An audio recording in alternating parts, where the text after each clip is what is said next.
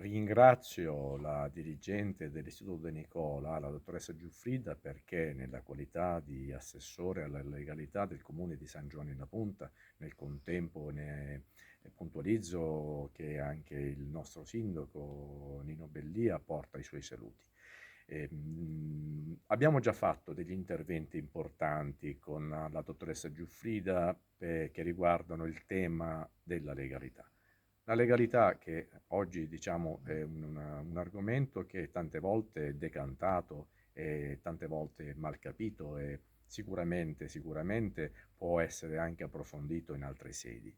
L'Istituto De Nicola ospita dei ragazzi che domani sono le nostre future generazioni e quindi è importante che loro colgano nel film che abbiamo visto, che devo dire è veramente importante, girato benissimo, colgano gli spunti che possono nel tempo portare a un miglioramento della nostra generazione.